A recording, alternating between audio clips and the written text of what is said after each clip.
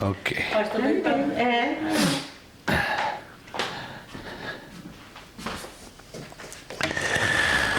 Perfeito. É com o irmão Abatuta. Vamos fazer a oração, né? Sim. Amém. Então vamos orar.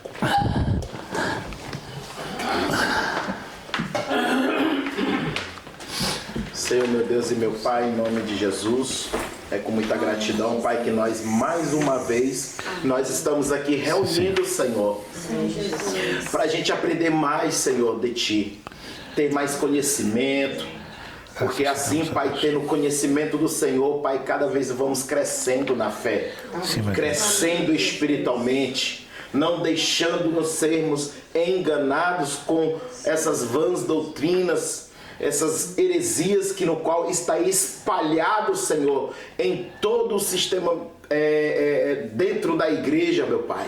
Mas quando nós passamos a ter o conhecimento, nós somos, Senhor, em nome de Jesus, fortalecido pelo poder da Tua palavra. Sim, meu Pai. É o que nós te pedimos nessa noite. Nos capacita o pastor Luiz Prestes, que vai estar mais uma vez ministrando esta última aula para a conclusão deste curso, e quero crer no meu coração, assim como eu fui edificado, assim eu quero crer que também os corações dos meus irmãos serão também edificados pelo poder da palavra.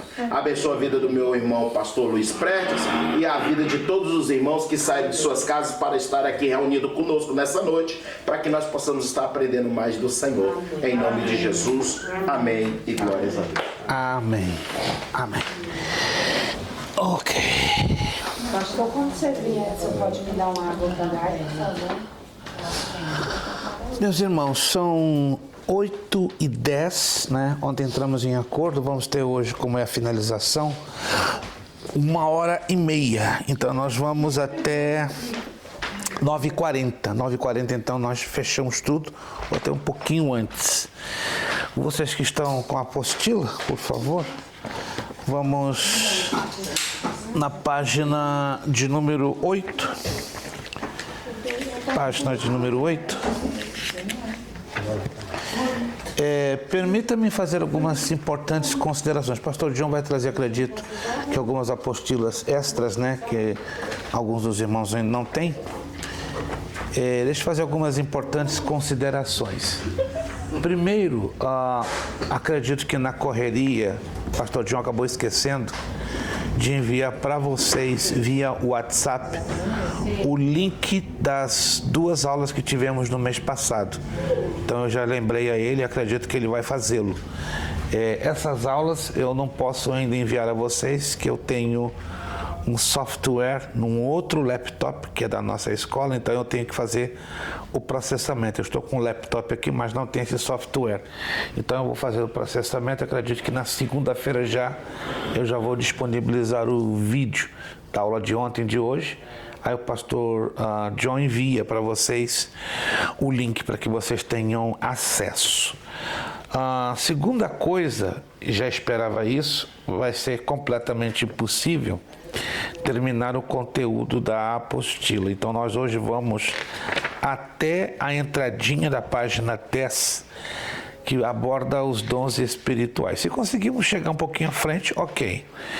Mas no que estivermos no finalzinho, eu vou fazer algumas pinceladas no restante da apostila, né? Porque é um manualzinho pequeno, mas que tem um conteúdo enorme que vocês poderão, não é, com a direção, a orientação do vosso pastor, usá-lo em todo e qualquer momento que se faça necessário. Então vamos na página 8. Página 5. Uma perguntinha. Então, nós vamos finalizar esse curso Hoje não. Você teria Não. Novembro, como já havíamos conversado com os alunos da Escola Teológica, em novembro vamos ter a aula de teologia aqui, talvez, ou talvez na igreja, durante 2 dias, por causa do aniversário da igreja, lembrado? Porque o aniversário da igreja vai cair no sábado para não chocar o aniversário da igreja e a aula de teologia ficar ausente, porque aí prejudicaria muito o andamento, então entramos em acordo, e vou reforçar isso agora no sábado, que nós vamos fazer em 2 partes, ou seja, as partes que fizemos aqui em quarta e quinta, vamos fazer então quarta e quinta a de teologia, né?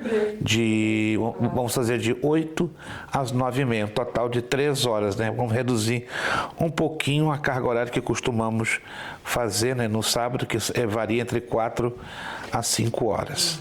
Tá? Aí nós fazemos então o combo, né, o 2 em 1, e a gente não fica em prejuízo. Aí em dezembro voltamos normalmente ao terceiro sábado.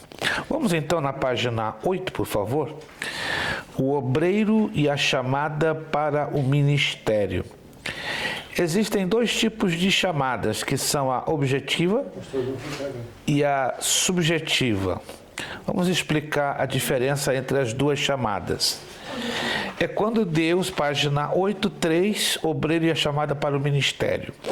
Estamos falando dos 2 tipos de chamadas. A objetiva é quando Deus diretamente nos aponta para um serviço.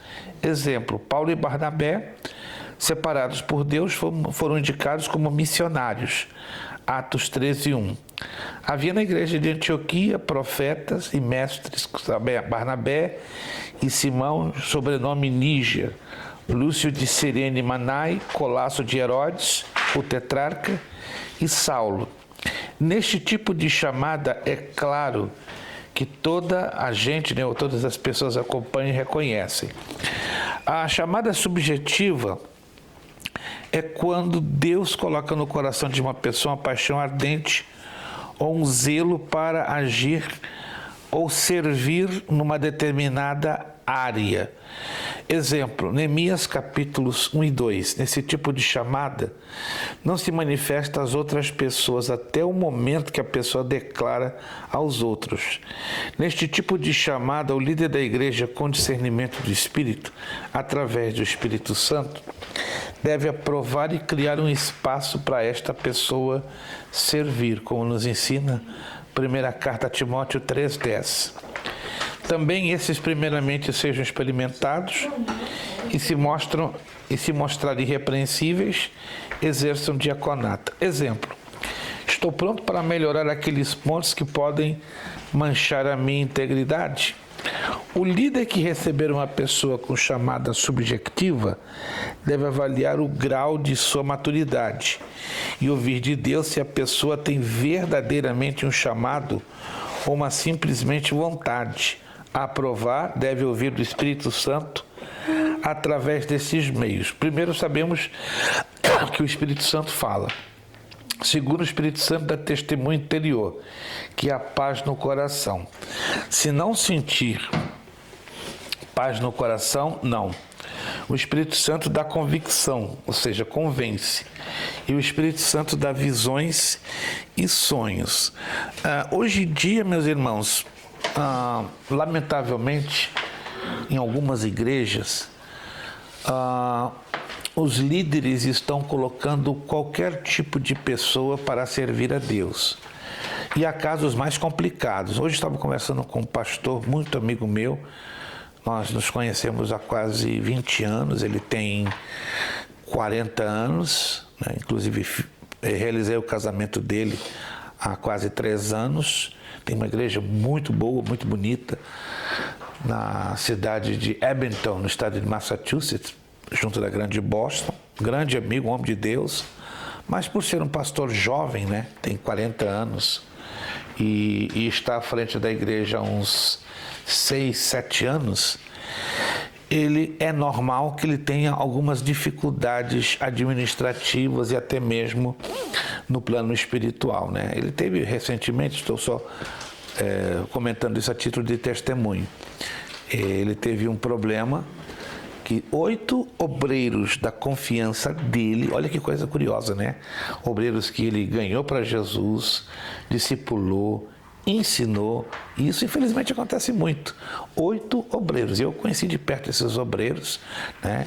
Dentre eles diáconos, presbíteros, Na verdade, são um grupo de diáconos e presbíteros. O que aconteceu? Uma coisa de um mês atrás, os 8 se reuniram em comum acordo e tentaram dividir a igreja. É uma igreja de 350, 360 pessoas, é uma igreja que, com muito suor, muito sacrifício, se trabalhou para levantar, estruturar, mas com esse levante, ele perdeu 26 pessoas de 3 famílias diferentes. E ele hoje estava muito angustiado, conversamos ao telefone quase 1 hora. Pastor, eu perdi minha secretária, perdi meus 2 tesoureiros e perdi isso e aquilo e tal.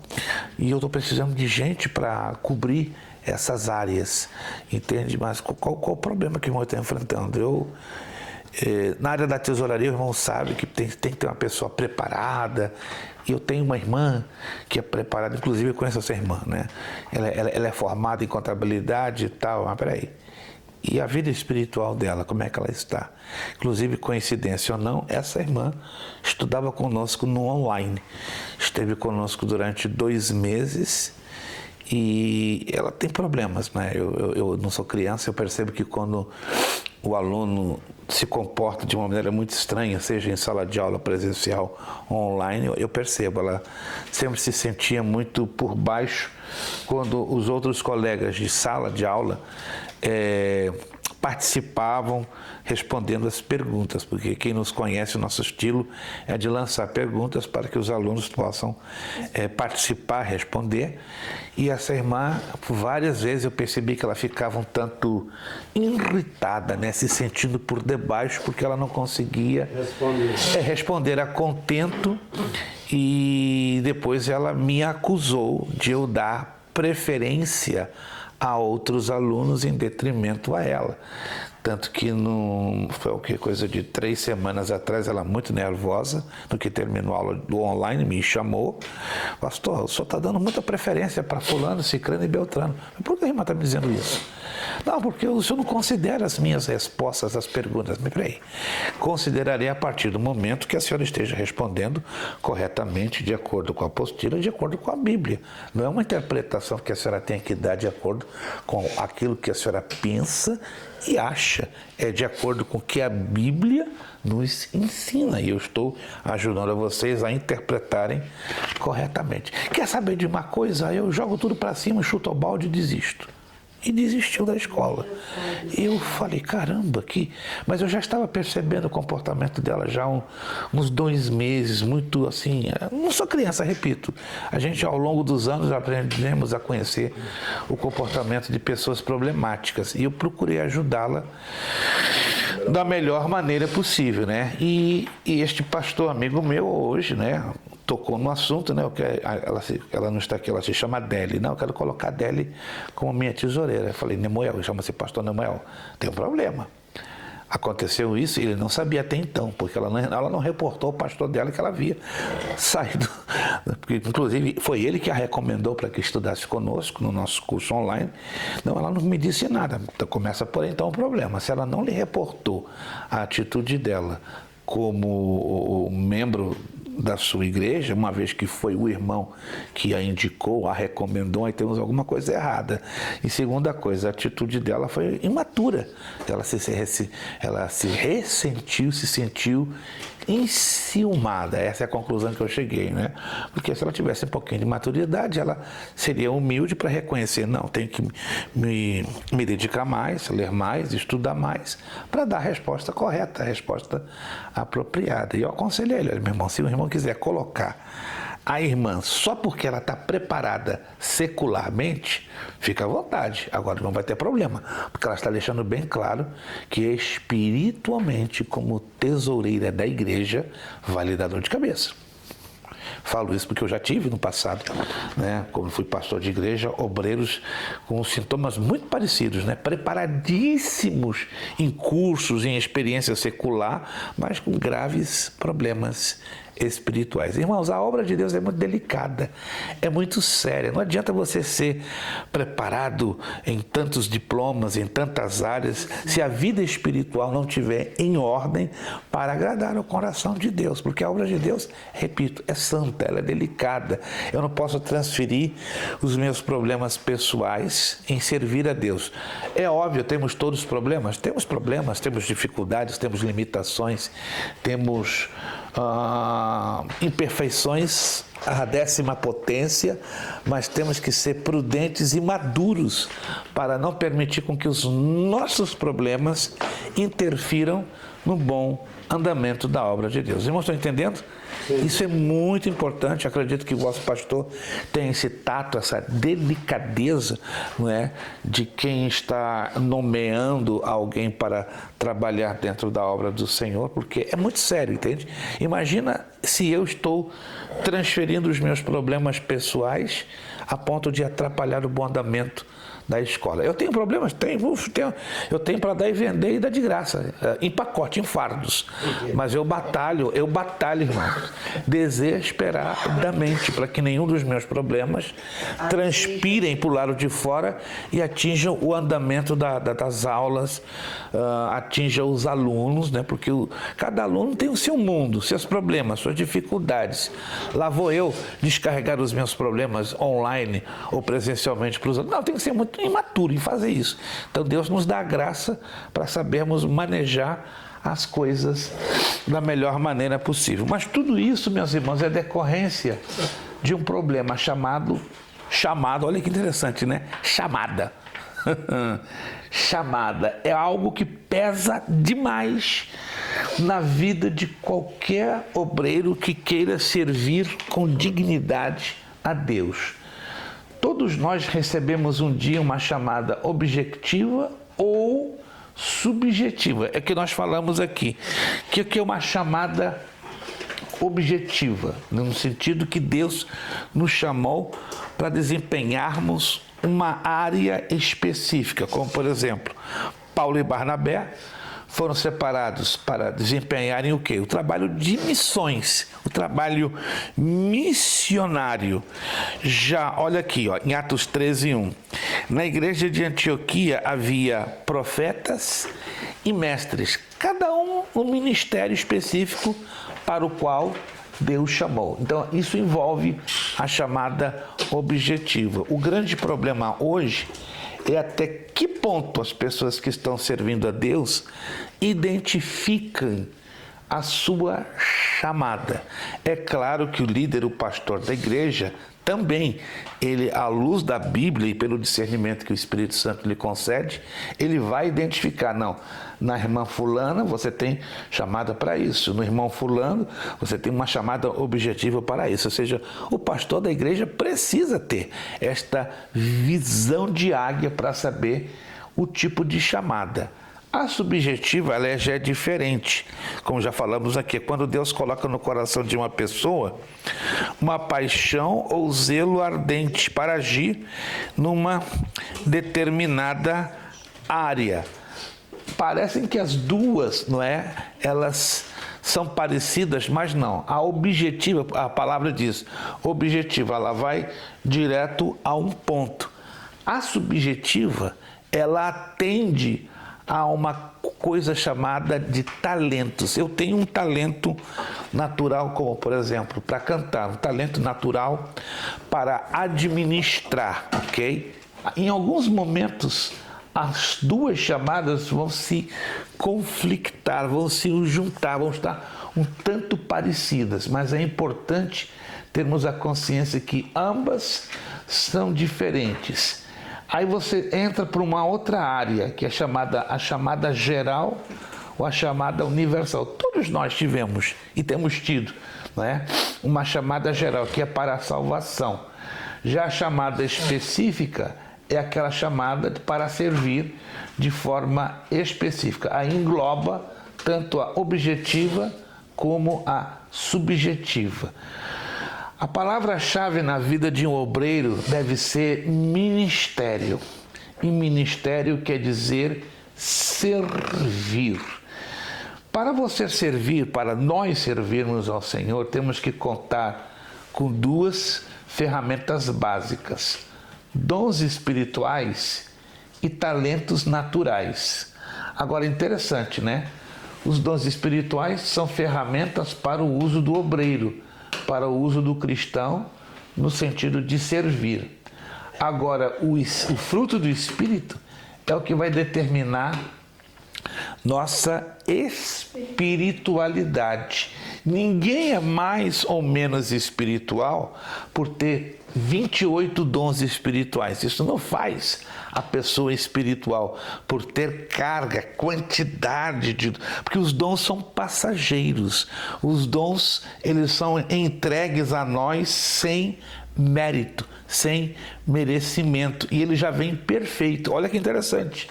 Já o fruto do Espírito, ele tem que ser desenvolvido. Agora vou mostrar para vocês na Bíblia coisas curiosas com respeito a dons e a fruto. Vamos à carta de Paulo aos Romanos, capítulo 11. Tem umas coisinhas que eu não vou dizer que inculcam, mas nos levam a meditar com muita profundidade. Romanos capítulo 11. Carta de Paulo aos Romanos, capítulo 11, versículo 29. Romanos 11, 29. Olha o que diz esse texto. Eu creio que cada um de vocês já leu pelo menos uma vez na vida esse texto, já passou por esse texto, mas isso aqui muito nos chama a atenção. Porque os dons e a vocação de Deus são sem arrependimento. Pelo menos é na minha tradução, que é Almeida Revista Corrigida. Não sei se os irmãos têm alguma tradução um pouquinho de... Sim, leia, por favor. Os dons e a vocação de Deus são irrevogáveis. Irrevogáveis. O arrependido. Sem arrependimento. Isto. O irrevogáveis, eu acredito que é Almeida Revista Atualizada, a ARA, e o ARC fala sem arrependimento. Embora haja essa pequena diferença na tradução, concluímos a mesmíssima coisa: dons e vocação. Dons são as ferramentas, a vocação é a chamada. Então Deus dá os dons e dá a chamada sem arrependimento, ou seja, são irrevogáveis. Deus não tira. Opa! Aí nós entendemos que uma pessoa com dons e com chamada, mesmo que ela comece a se afastar de uma vida... Que ela comece a se distanciar de Deus, ela ainda permanece. Permanece, embora a intensidade reduzida, a intensidade de ação, a intensidade de operação, ela se reduz, né? É como fosse um carro que vai perdendo força no seu combustível ou na sua parte elétrica. Então está ali, mas não serve com tanta intensidade. Jesus mesmo nos mostrou lá em Mateus capítulo 7, que é bem mais grave, né? E pastor, e às vezes quando se distancia, que quer ir para o mundo, termina usando esses dons para o mundo, né? Exatamente. Agora, Mateus capítulo 7, versículo 21, ele é um texto muito forte, muito duro. Mateus 7, 21, 22 e 23. Então os dons são para sempre, né, pastor? Os dons são para sempre, não são retirados. Mateus 7, 21, 22 e 23. Até a partida, né? Mas aí temos um problema, e esse problema nós vamos ler agora. Mateus 7, 21, 22, 23. Nem todo que me diz Senhor, Senhor, entrará no reino dos céus, mas aquele que faz a vontade de meu Pai que está nos céus. Ou seja, aqui está deixando bem claro que nem todo crente vai entrar no reino dos céus. Por qual razão? Versículo 22. Muitos me dirão naquele dia: Senhor, Senhor, não profetizamos nós em teu nome, dom de profecia, e em teu nome não expulsamos demônios, dom de maravilhas, E em teu nome não fizemos, aliás, sinais, na verdade, né? Sinais, de acordo com a lista de 1 de Coríntios 12, 28. Não expulsamos demônios. E em teu nome não fizemos maravilhas? Ok. Agora, o que Jesus responde é assustador. E então lhes direi abertamente: nunca vos conheci. Opa, peraí. Como é que Jesus nos conhece? Na condição de pai ou na condição de senhor e servo? Ou aplicado ao Pai Celestial, na condição de pai e filho? Mas peraí, mas aqui esse povo são crentes. Sim. Têm sido usados por Deus. Sim. Mas a declaração de Jesus é duríssima. Nunca vos conheci. E aprendemos lá na carta de Paulo aos Romanos, no capítulo 8 e no capítulo 10, que para ser filho de Deus, tem que ter o fruto do Espírito. Então nem todos são filhos de Deus só porque têm dons espirituais. Olha a situação aqui. Nunca vos conheci. Se você nunca prestou atenção nisso, isso aqui é muito chamativo, porque o pai conhece o seu filho. O filho tem intimidade, tem relacionamento, tem vínculo. O que leva então Jesus a dizer: nunca vos conheci? Porque eles viveram uma vida só na base de dons e nunca uma vida na base do fruto do Espírito. Daí eles perdem. Em algum momento, acredito, eles tiveram algum tipo de filiação para com Deus, mas essa filiação, ela pode ser perdida no momento que a pessoa ela é mais dominada por uma vida de dons e muito pouco pelo fruto. Então ela perde o vínculo. E Jesus é duro. Nunca vos conheci. Determinada, né? Nunca apartai-vos de mim, vós que praticais a iniquidade. Para piorar, Jesus diz que esses servos, supostos servos, são praticantes de iniquidade. E aí encaixa direitinho com 1 de Coríntios capítulo 3, onde Paulo ensina que há dois tipos de crentes: o crente espiritual e o crente carnal. O espiritual é o que vive pelo fruto do Espírito. O carnal tem dons espirituais, mas não é dominado pelo fruto do Espírito. Ele ora está na presença de Deus, ele ora está sendo dominado pelas obras da carne. Ele é um tipo dupla voltagem, não é? Ora está como um bom crente e ora ele está como um ímpio. E aí a Bíblia diz que estes são praticantes de iniquidade. O ímpio é aquele que não conhece a Jesus, não teve experiência com ele. Mas o iníquo é o crente que teve um conhecimento leve, superficial com Deus e só vive uma vida baseada nos dons, mas ainda não tem maturidade, ainda não tem caráter, ainda não tem espiritualidade. Então nós chegamos à conclusão que muitos obreiros hoje estão dando dores de cabeça na obra de Deus por causa esse estranho conflito. Não, Deus me usa, eu oro, os enfermos são curados, eu oro, o Senhor Jesus batiza com o Espírito Santo. Ok, o adequado seria que o cristão tivesse os dois, mas muitos se valem só disso aqui para impor a sua espiritualidade. E para piorar, a maioria dos crentes não são ensinados, não são discipulados a identificar a diferença dos dois.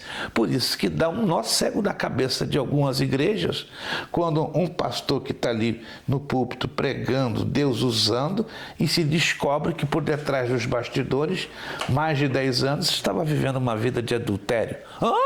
Não tinha um fruto, né? Então, é isso que eu ia dizer. Mas Deus está usando o camarada. Jesus disse que é iníquo porque ele pode ter os dons, mas ele não vive a palavra. Não tem caráter, claro. E aí por que Deus usa esse camarada? Por duas razões. Por causa do dom, porque o dono depende do mérito, do caráter, e porque Deus honra o nome dele e a sua palavra. palavra. Eu zelo pela minha palavra para cumprir. Então ele não está honrando a pessoa, ele está honrando o nome dele e a palavra dele, para que o nome dele não seja blasfemado. Mas vai chegar o acerto de contas.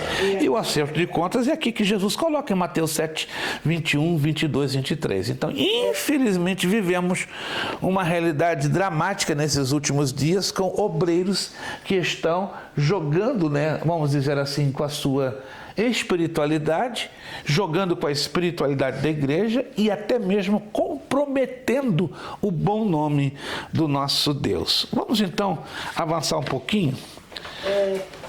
Sim, minha irmã. Pastor, é por isso que tem certos pastores que têm os dons espirituais, né? E tá vivendo no erro, né? Fora da palavra. Yeah. E muitas pessoas só focam naquilo que o pastor, por exemplo, quando ele põe a mão nos enfermos, é curado. Então a pessoa fica iludido com aquilo. Ah, se ele não fosse de Deus, ele não curava os enfermos. Se ele não fosse de Deus, ele não falava uma profecia e não acontecia. Mas é porque a pessoa não tem um entendimento que Deus, ele honra a palavra, né? E aí a pessoa fica iludida naquilo que está vendo. Aí acha que o pastor está no... E tem casos até mais complicados, como satanistas, que ultimamente têm se infiltrado nas igrejas e fazem milagres iguaizinhos à ação do Espírito Santo. E não sei se você já tiver essa experiência. Eu trabalhei numa igreja em New Hampshire que entraram 2 missionárias satanistas. E Deus usava, Deus entre aspas, né? Não era Deus. Satanás, os demônios, as usava igualzinho como a pessoa é usada pelo Espírito Santo. E o pessoal estava louvando, glorificando a Deus. Estava eu e minha esposa não entendendo nada. Falei, tem alguma coisa errada. Ou nós estamos desviados, ou esse povo está ceguinho. O povo não detectava, nem o pastor da igreja. Depois de 1 ano e meio, Deus começou a me incomodar, a mim e minha esposa, e nos aproximamos do pastor. Pastor, tem um negócio errado aqui. Como? Essas 2 irmãs, da onde elas vieram? Não, elas vieram bem recomendadas no Brasil, com carta de transferência. Olha só como Deus as usa. Pastor, quem está dizendo o senhor que é Deus? Como o irmão se atreve a dizer que não é Deus? Pastor, não é Deus não, é demônio. Como é que o irmão pode afirmar? Pastor, Deus tem ministrado ao meu coração de minha esposa. Vocês estão loucos? Vocês estão caluniando as servas do Senhor? Deus vai pesar a mão em cima de vocês. Eu vou chamar uma assembleia na igreja para disciplinar vocês. Ok, vou fazer um negócio, pastor. Chama as irmãs aqui no gabinete. Vou estar eu e minha esposa com o senhor, chamar elas aqui. Aí eu vou provar o senhor que o senhor está equivocado. E se o irmão não estiver equivocado? Aí o senhor pode me disciplinar. Pode me expor a vergonha, a mim e minha esposa. Fechado. No mesmo dia, foi de manhã, de tarde. Ele chama as 2 irmãs. Quando elas entraram no gabinete, elas entraram assustadas. Quando viram a mim e minha esposa, uma começou a passar mal. E minha esposa, o que está acontecendo? Psh, quietinha. Tu já sabe o que vai acontecer. Fica quieta. Aí uma das irmãs, por que nós estamos aqui? Por que nós somos convocadas? É porque esses irmãos aqui estão levantando uma falsa acusação contra vocês. Que vocês não estão operando da parte de Deus, da parte dos demônios. E eu tenho certeza que é Deus que está usando vocês. A minha esposa, posso falar? E se é Deus que está usando vocês, a senhora vai ter que repetir um texto que está lá na primeira carta de João.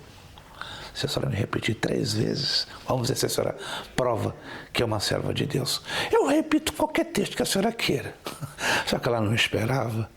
Tem um texto na primeira carta de João que diz que se confessamos que Jesus Cristo é o Senhor e que Ele ressuscitou dentre os mortos em corpo glorificado, uma pessoa endemoniada, não sei se o pastor já fez esse teste, uma pessoa endemoniada não pronuncia esse texto bíblico.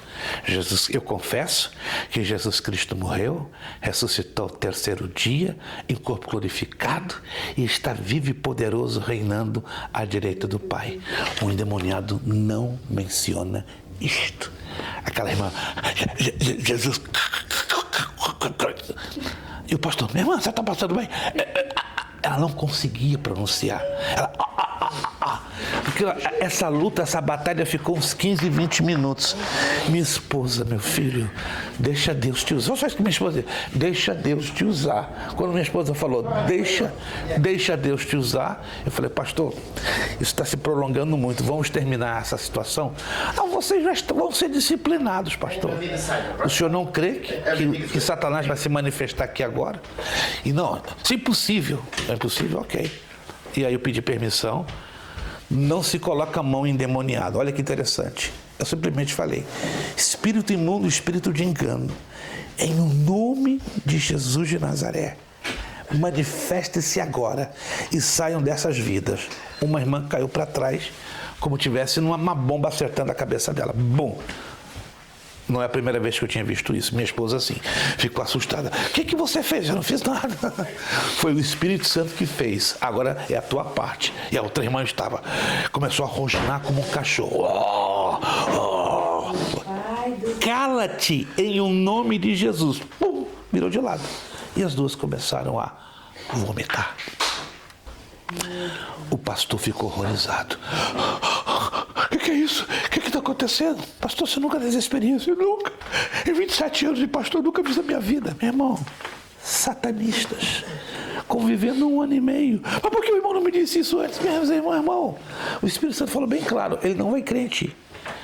Vou permitir elas fazerem o que quiserem fazer, até chegar ao ponto máximo. E aí a minha justiça vai se manifestar. Irmãos, infelizmente, tem homens que são incrédulos. Não tem uma gotinha de visão espiritual. E é necessário Deus permitir que eles passem por esse tipo de vexame para entenderem que o mundo espiritual é sério, é perigoso e que Satanás, como diz a Escritura, não é de se maravilhar que Satanás se transfigura em anjo de luz. E esses anjos de luz estão trabalhando em muitas igrejas no mundo e aqui neste país, na Argentina, no Paraguai, é demais, irmãos. É demais. Tem, pastor. Hein? Mas é impressionante.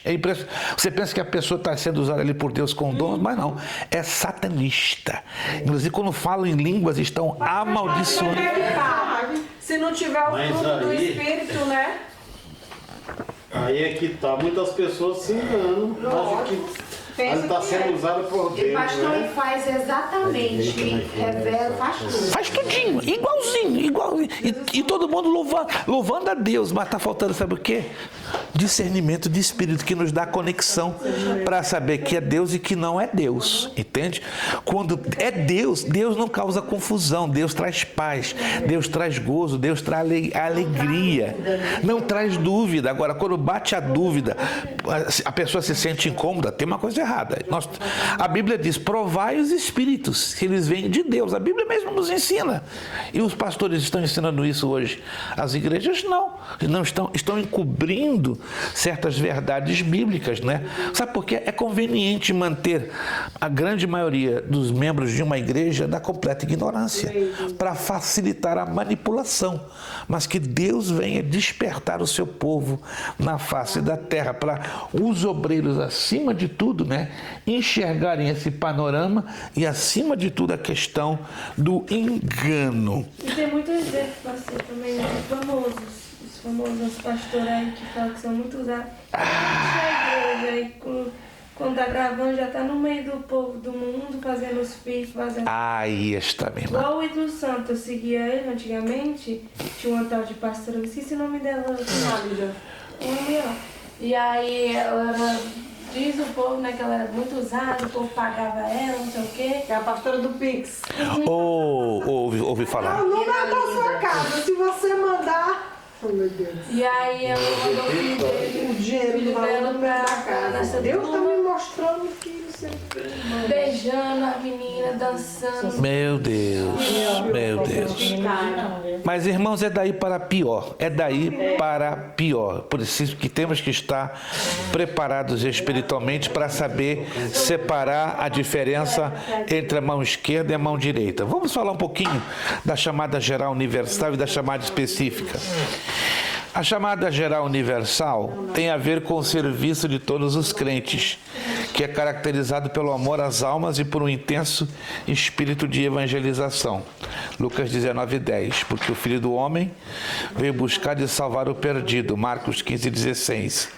Então os soldados o levaram para dentro do palácio, que é o pretório, e reuniram todo o destacamento.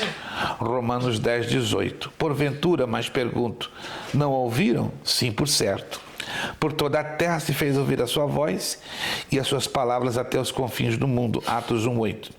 Mas recebereis o poder ao descer sobre vós o Espírito Santo, e sereis minhas testemunhas, tanto em Jerusalém como em toda a Judeia, Samaria, até os confins da terra. Então, essa é a chamada geral e a universal. A específica, certas pessoas são chamadas e escolhidas pelo Senhor para servirem de modo definido em certas áreas específicas. Se a igreja, como um grande exército, todos fazendo a mesma coisa, sem variedade de ministério, como pastores, evangelistas, missionários, diáconos, intercessores, mantenedores, professores, porteiros, encorajadores, administradores, líderes de jovens, líderes de senhoras, levitas. É importante aqui deixar claro, né? A gente colocou aqui essa expressão levita, mas eu quero chamar a atenção dos irmãos.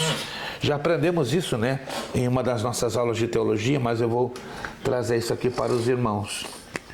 Levita. Há um grande problema com essa palavra. Nós sempre relacionamos levita como aqueles que estão ocupados com louvor e adoração da igreja, correto? Mas isso não é 100% correto. Não é 100% correto. Se nós olharmos lá para o livro do Êxodo, a partir do capítulo 26, Deus chamou a Moisés e deu ordens a Moisés para separar obreiros da tribo de Levi. A tribo de Levi, de todas as tribos de Israel, é a única tribo que não lhe coube a partilha da terra. Quando Josué entra na terra prometida, a única tribo que não recebeu parte da terra prometida foi a tribo de Levi. Por quê? Deus, lá em Moisés, quando Moisés ainda estava vivo, 75 anos antes de Israel ser introduzido na terra prometida, Deus deixa bem claro a Moisés: a tribo de Levi não vai herdar nenhuma parte da terra, porque a tribo de Levi, ela é separada para me servir, e a sua herança é o sacerdócio. A tribo de Levi vai ter 6 cidades nas quais ela vai viver, ela vai residir, mas o sacerdócio vai ser a sua herança, o seu legado. E aí Deus, né, determina, através de Moisés, 4 funções para os levitas: cuidar do tabernáculo, cuidar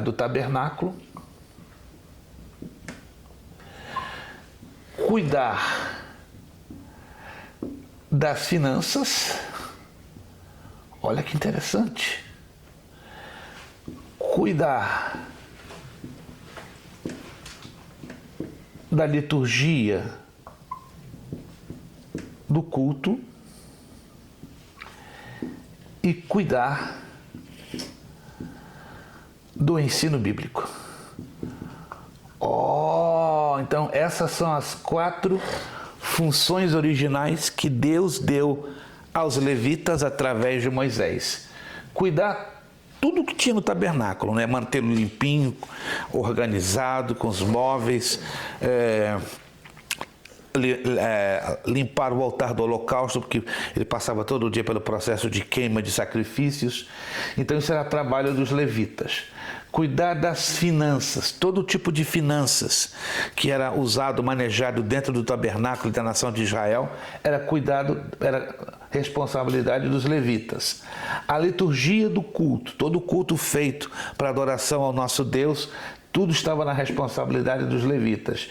E o ensino bíblico, o ensino do Pentateuco, dos 5 primeiros livros de Moisés, ficava na responsabilidade dos levitas. Aí alguém me perguntou, mas peraí, então que negócio é esse de levita está envolvido com música, louvor e adoração?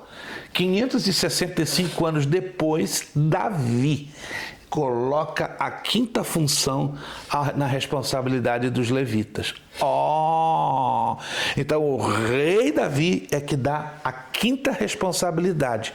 Mas originalmente Deus deu as 4 aos levitas, né, 565 anos antes. O problema é que isso é pouco ou nada ensinado nas igrejas, e aí acaba o quê? Cometendo esse chamado erro de generalização. Ô levita, tá lá o pastor John, né, no órgão, ô levita. Se ele tem um entendimento bíblico, ele vai dizer, eu não sou levita não, peraí. Talvez no sentido restrito, porque foi a última função entregue na responsabilidade dos levitas. Mas se olharmos biblicamente no plano original, essas foram as 4 funções. Alguns de vocês... Então, por causa da quinta função que Davi deu, é que as igrejas... Generalizam. É importante explicar. A gente não pode generalizar. Levita é só aquele que é ocupado com o louvor e a adoração. E outra coisa, a gente não pode também generalizar no sentido de dizer que a pessoa que está no órgão, no violão, em algum instrumento é um levita, porque ele é descendente da tribo de Levi? Não. Aí piora a coisa. Pastor, então é errado mencionar isso. Completamente. Se a gente olhar no plano bíblico, é completamente. Tem coisas que são generalizadas, e certas generalizações são sérios desvios bíblicos, e esse é um deles. E agora, como desconstruir esse desvio bíblico que tem sido ensinado? A maioria das pessoas fala levita do Senhor, é o levita. Mas como? É da tribo de Levi? Vamos lá. É da tribo de Levi? Não. Se está dentro do louvor e da adoração e se é da tribo de Levi, até pode ser considerado um levita, não é? Entre os judeus que trabalham na sinagoga com a parte do louvor, se você encontrar alguém que é descendente da tribo de Levi, até é válido. Agora, e se não é da tribo de Levi? Vai chamar o camarada de levita? Está ali no louvor, mas é da tribo de Issacar, da tribo de Benjamim, da tribo de Zabulon, e aí? Ele é considerado levita? Não. Se diz quando é ensinado algo diferente e errado, para mudar isso... É tido até como uma heresia. Eu sou considerado um dos maiores hereges da Nova Inglaterra. Se você entra no meu Facebook, você vai ver muitos desaforos. Pastor, o senhor é um herege dos mais gordos. Por quê? Porque eu ensino a verdade, por isso que eu sou considerado herege, que vocês foram ensinados de cabeça para baixo. E, gente, quando a gente entra com a verdade, a gente se choca com muitas coisas absurdas que não dá nem para acreditar. Entende? Eu tenho passado a minha vida inteira tentando entender a palavra de Deus com simplicidade, e quando eu cheguei aqui neste país, eu tenho ouvido cada aberração, cada loucura. Já vi em outros países, mas aqui é o lugar onde domina a maior gravidade da ignorância e do analfabetismo bíblico. É assustador. E o que mais me assusta? Pastores que não têm um curso básico em teologia, que é o mais escandaloso. Pelo menos um curso básico, pelo menos. E tem pastores que dizem, não, eu não quero saber de estudar a Bíblia, está bem. Claro que está bem, porque no momento que ele está na ignorância, é muito confortável, porque ele não tem como cobrar do povo, não tem que apresentar contas diante de Deus, e tem mais facilidade de manipular as pessoas. Estão me entendendo, meus irmãos? Sim. O negócio é sério. Servir a Deus, pensa que é coisinha fácil assim, como dizem, mamão com açúcar? Não, servir a Deus não é mamão com açúcar, é muita responsabilidade. Pastor, aí eu orava assim, ô Senhor, levanta um levita para a nossa igreja. Errada, né? Guarde isso no seu coração. Guarde isso no seu coração. Os irmãos também de igual maneira. Está escrito lá na primeira carta de Paulo aos Coríntios. Deus, escutem por gentileza, esse texto aqui, Deus não leva em consideração os tempos que vivemos na ignorância. Ele não leva em consideração. Não, o fulano não sabia, nunca me ensinaram, nunca ouvi falar disso. Deus vai entender, não. Você nunca foi ensinado, você nunca soube, você nunca estudou, está perdoado, porque ignorância. No momento que nós sabemos, aí o negócio pega.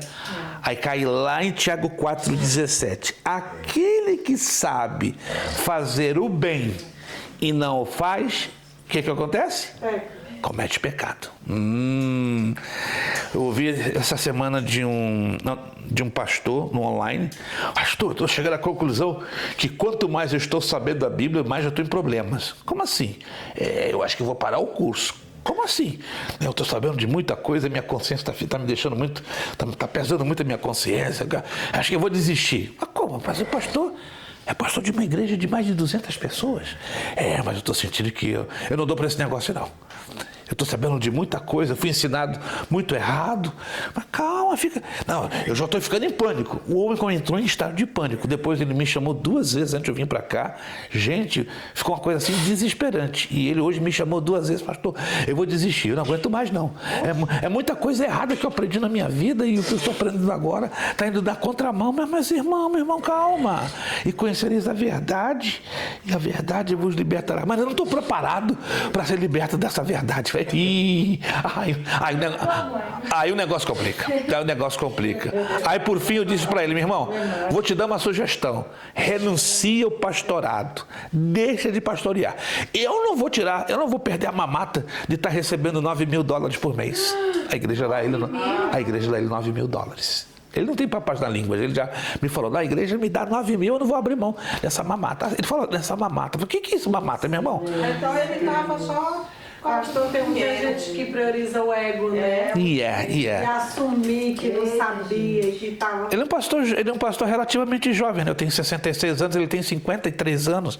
E eu tenho aconselhado ele, meu irmão, por favor, seu ministério é lindo, você vai jogar tudo pela janela.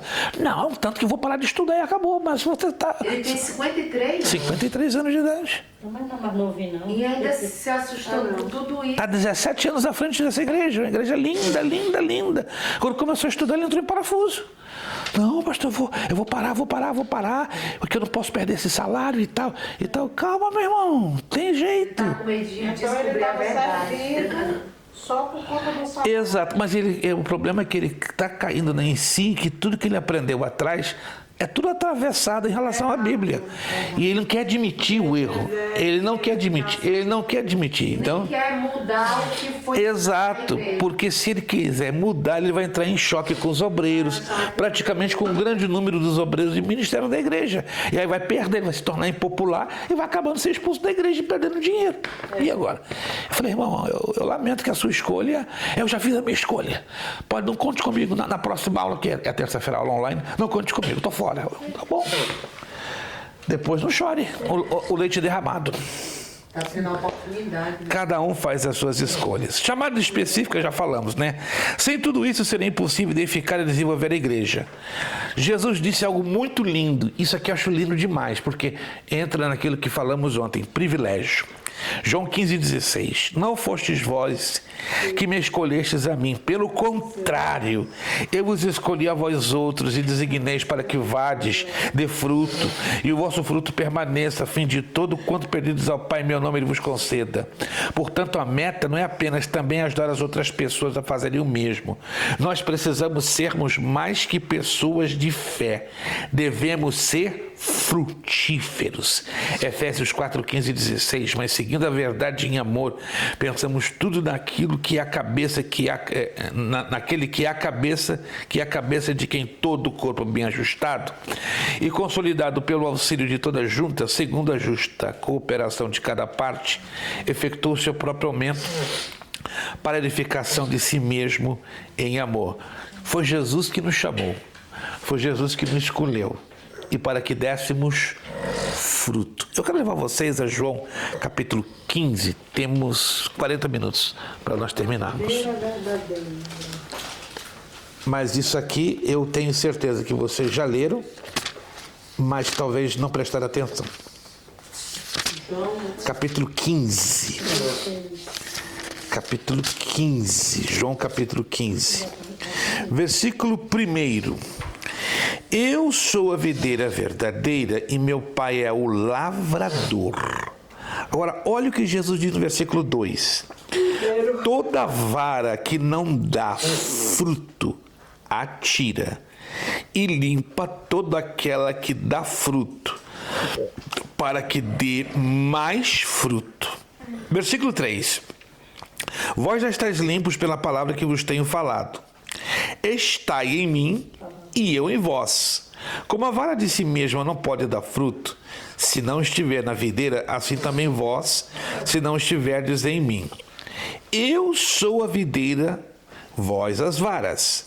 Quem está em mim e eu nele, este dá muito fruto, porque sem mim nada podeis fazer. Deixa eu escrever isso aqui para que os irmãos... Hein? Sim. Até o 5, isso.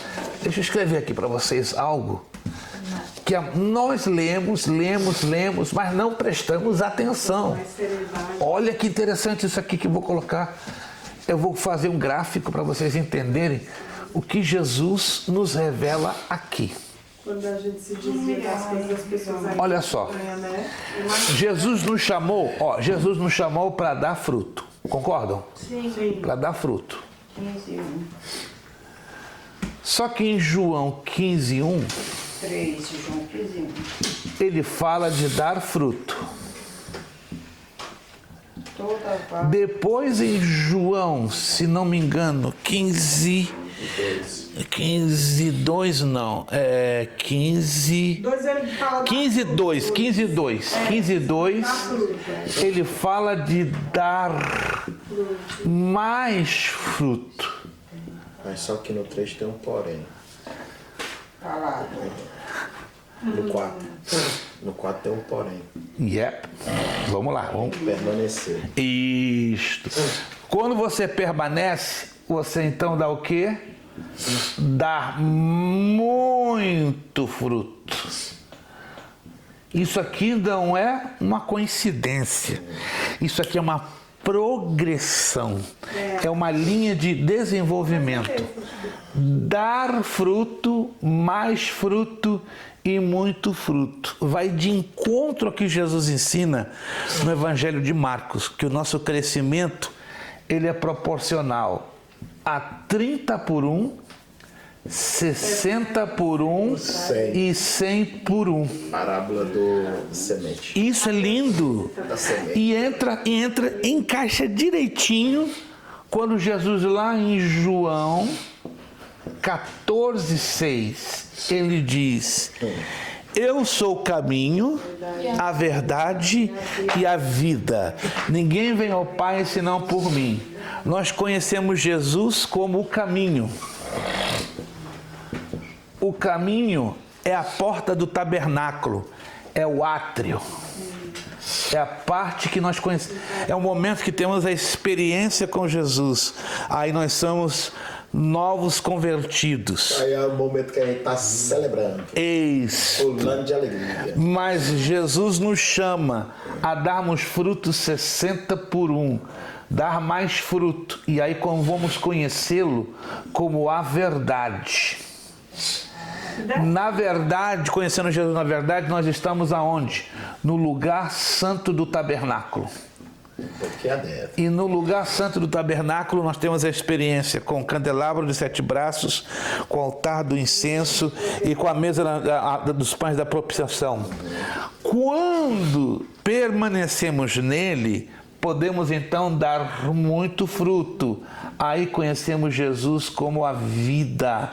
E aí, meus irmãos, estaremos aonde? No lugar santíssimo.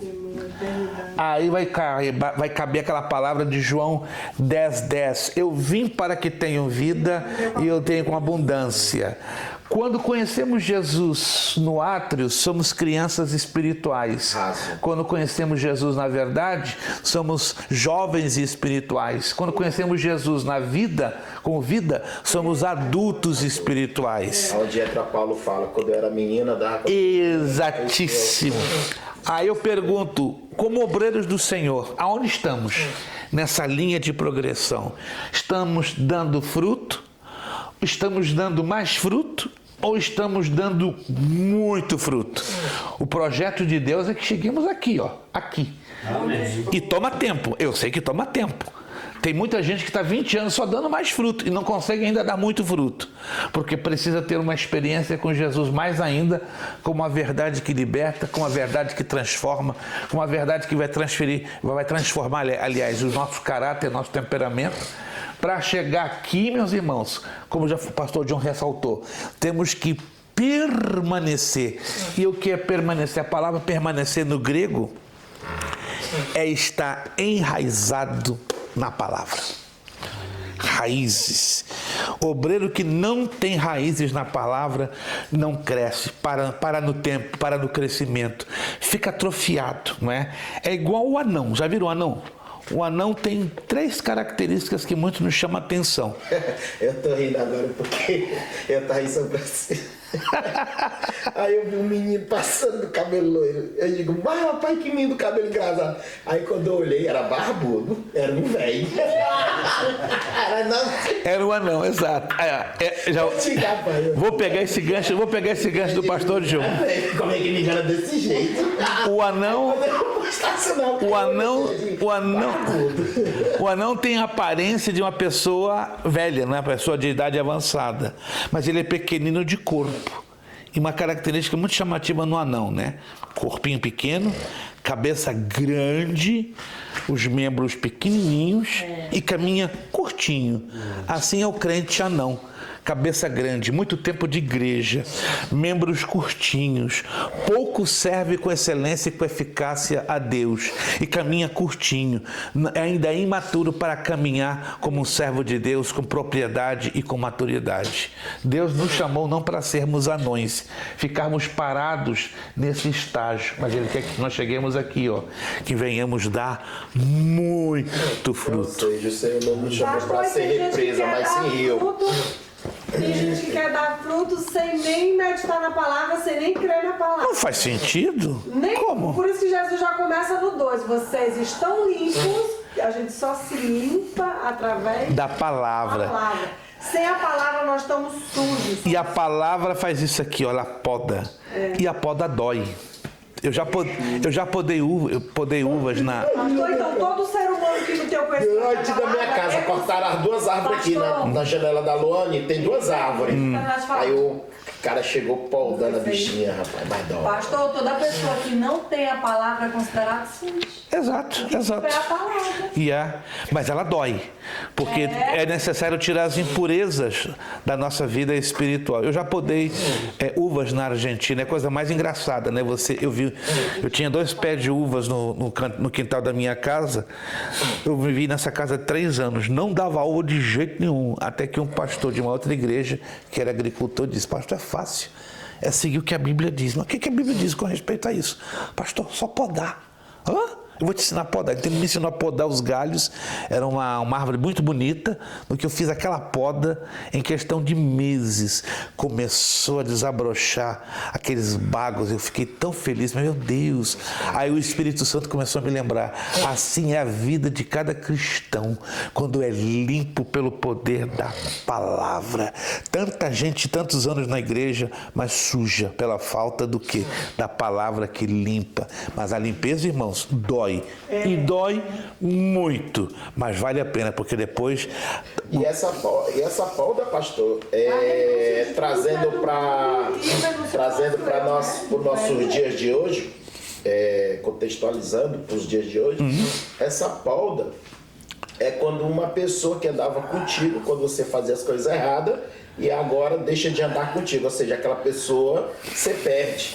Porque você agora está andando nos caminhos do Senhor. Então o Senhor vai podando a sua vida, tirando coisas que lhe atrapalhavam para o seu crescimento. E aí você vai ver, rapaz, não sobrou ninguém mesmo daquele tempo. E a poda é para isso, né, pastor? Tirar galho velho, tirar aquela velha aí, o velho... que tá torto.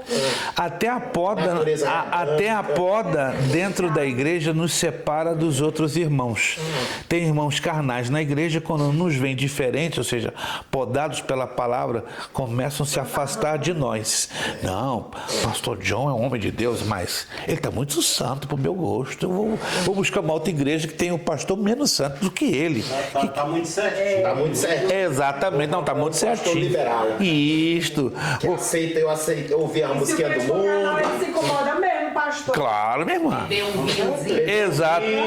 Dançar um forró santo, né? Ah, o pastor John não aceita. Não. Aí já pula para outra igreja. Na igreja do pastor John, não. Com esses requisitos. E, irmãos, hoje tem igreja para todos os gostos. É igual a restaurante. Rapaz, e falar nisso, pastor, eu fiquei escandalizado. Eu fui acessar o Instagram de um pastor que eu comecei a gostar dele, né? Ele é da Bay Area, ele é da Bay Area. Eu fui acessar o Instagram desse pastor. Eu comecei a gostar dele, né? Mas, pastor, me arrependi. Por? A igreja, me arrependi. Ele reúne a igreja dele, pastor, sabe o que ele faz? Ele leva sertanejo. Que isso? Sertanejo e coloca lá no meio dos crentes, das ovelhas dele. Dentro da igreja? Pessoa que toca música do mundo mesmo. No secular ele chama e põe lá no meio das ovelhas dele e as ovelhas ficam lá assando a carninha e os caras lá tocando uma moda. Uma modazinha. Deus tem misericórdia. E aí os jovens ficam ali na garagem e tal, e os outros, os pais, e ele tem prazer. Olha aí, coisa boa, a igreja toda reunida lá e um modão comendo por cima. Eu digo, rapaz. Música celular, eu fiquei, e é daqui da Beara. Agora eu não vou dizer o nome que eu não conhecer. É o mundo. Rapaz, eu fiquei pasmo, pastor. É a igreja. Vou fazer uma pergunta. Eu já ouvi um pastor falando. Eu tomo um vinhozinho, eu e a minha esposa, uma taça de vinho, 2 taças de vinho. Isso é normal. Não pode você tomar para se embriagar, mas tomar uma taça de vinho, 2. É normal. Ok. É correto? Vamos a 2 princípios bíblicos. 2. É uma questão de princípios. Paulo, lá na primeira carta aos Coríntios, nos ensina: todas as coisas me são lícitas, mas nem todas as coisas me convêm. Todas as coisas me são lícitas, mas não serei dominado por nenhuma delas. Aí Paulo continua: estás comendo carne? Teu irmão está se escandalizando? Não como. Pare de comer por causa da fé fraca do teu irmão. É pecado comer carne de carne? Não. Do contrário, os gaúchos, os sulistas, os argentinos estariam tudo no inferno porque estão comendo carne. Eu vou um pouquinho mais além, minha irmã. Eu vivi 4 anos na Europa e viajei por muitos países na Europa. E os 2 países que eu fiquei mais impressionado a título de costumes de igreja é França e Itália. Por quê? É normal na França. Na Itália, você chegar cansado de viagem, ao invés de colocar uma garrafa de suco, uma garrafa de água com gás, coloca um garrafão de vinho. E vinho carregado, aquele vinho pesado, 52 GL. Eu fiz uma viagem... Eu fiz uma viagem de 18 horas da Polônia até a França, eu desesperado para tomar uma água com gás, né? Eu estive numa cidadezinha próxima de Paris, chamada Perrier, que vem da água Perrier, e eu vou tomar uma Perrier estupidamente gelada, mas não, estava lá um garrafão de vinho. Eu falei, não tem água? Não, aqui é o nosso costume, tomar vinho. E aí se serviram a comida, eu fiquei muito sem graça. Então me dá uma água comum, que isso aqui eu não vou beber. Não, pastor, o senhor está fazendo desfeita. Eu estive com 8 pastores, se vocês acreditem ou não, garrafão de 1,5 litro, 2. Os pastores tomam igual a água e não se embebedam. Porque as crianças na França e na Itália são ensinadas desde os 2 anos. Na mamadeira. Exato. Exato. Na mamadeira já dá vinho para a criança. É a coisa mais louca. E não... Mas vinho com álcool. Com álcool, 100%. 52 GL. Não, irmão. Eu tomei isso aqui, eu desmaiei. Isso aqui, isso. Para não fazer desfeita. Eu vou provar. No que eu provei, daqui a pouco, bum. Fiquei 3 minutos acordado. O que é isso? Igual na Rússia. Pra bebida, né? igual na Rússia. Na Rússia, na Rússia é comum você chegar numa casa, tá ali o copinho com aquela bebida geladinha e você pensa que é água. Eu caí na bobagem, desesperadamente. De sede, licor, vodka. Meti pra dentro, também desmaiei. Esse aqui é pesado. Eu desmaiei. Fiquei 10 minutos acordado. Eu tomei um choque dentro no meu organismo, né? E os pastores russos, tá morto, gibiasta, quer dizer, tá morto. Gibiasta, não, gibiasta, da minha bunha. Eu tô vivo. O que eu bebi? Vodka. Uau! Me queimou que nem um inferno dentro de mim. Mas é normal. Eles bebem, não se embebedam. Agora, nós, na nossa cultura latina, somos acostumados, ensinados a beber álcool, a vinho? Não. Por isso que a Bíblia diz, quando tu vires o copo, o vinho, né, brilhando no copo, ele vai agir como uma tentação de uma serpente. Você vai, bebe e vai ser picado. Então, se nós não temos o costume de beber vinho, se afasta, nem que seja de maneira social. Tem pastor que diz, não, eu bebo socialmente com a minha família, com a minha esposa, mas você está acostumado desde criança a tomar vinho? Não. Então, isso não existe. Não existe. Né, pastor? Hein? Vai ter reação. Vai ter reação, mas não está acostumado. Até no jantar. Aí a pessoa toma um copo, pastor, aí toma um segundo copo. Exato, esse é o problema. Aí tem muito álcool, quando vê você já está embriagado. Esse é o problema. Agora, os franceses e italianos, irmã, eles tomam 2, 3, 4 litros. Acredite, não se embriagam. Porque desde os 2 anos de idade são acostumados. O organismo já está adaptado para receber a maior quantidade de álcool possível. Eu nunca vi um francês bêbado. E voltando aqui para nossa cultura. É coisa louca. Voltando aqui para nossa cultura, querendo ou não, escandaliza. E como? Imagina bem que E como? ver o pastor John com um copo de vinho ou de cerveja, ou ver um dos líderes tudo que é álcool fermentado da nossa igreja. Não. Pensando num restaurante bem servido com copo e chegar lá e dizer, irmãos, não começou. Bebida. É a questão do testemunho, irmãos. Porque é a questão do testemunho, as pessoas do mundo. E é um passaporte. E é um portal espiritual É o que pastor. se abre. Pastor John. E espalha ligeiro, viu, pastor? Pastor John. Pastor John. Pode ir nesse centro de entidade, de umbanda, eles bebem primeiro para receber o santo, né? O espírito maligno. Porque o povo... Sem falar que bebida é bebida, não importa se seja vinho, vodka ou cerveja, não tem nada. Se embriaga. Se embriaga, não tem jeito. Tem tudo do cultivo da bebida. Deixa eu só dar mais uma pincelada. Não vou citar porque eu não estou citando, né? Mas eu acho que não é correto pessoas que sobem no púlpito para tocar, por exemplo, domingo, aí sabe enche a cara, aí domingo tá lá. Tá brincando com Deus. Tá brincando com Deus. O pastor sabe e passa a mão. E tá brincando com Deus 2 vezes. Não é fulminado os dois porque não está no Antigo Testamento. O pastor sabe. Mas começam a morrer espiritualmente. Não esqueça que a Anania e a Safira morreram na graça. Na graça, exato. Chega na hora que Deus desce a mão.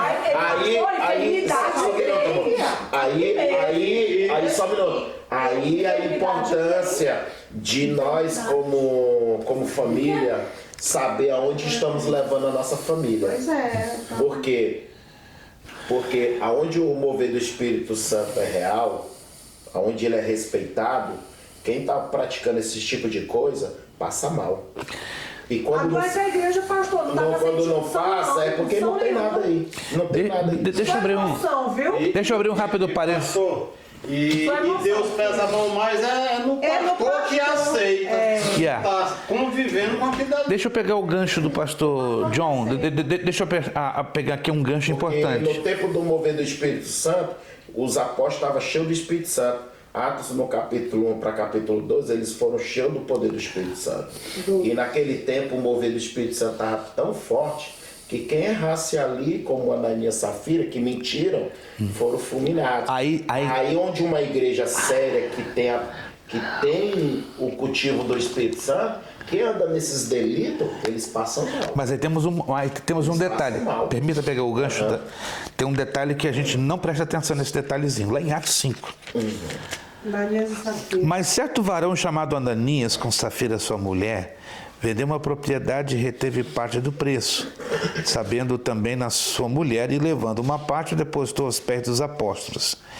Disse então Pedro: Ananias, por que encheu Satanás o teu coração, para que mentisses ao Espírito Santo e retivesses parte do preço da herdade?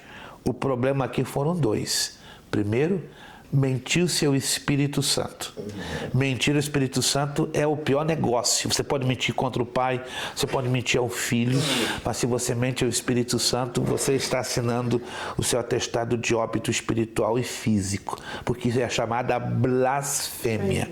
O que é a blasfêmia? Você peca contra aquela pessoa que leva você a ser convencido pelo pecado, da justiça e do juízo.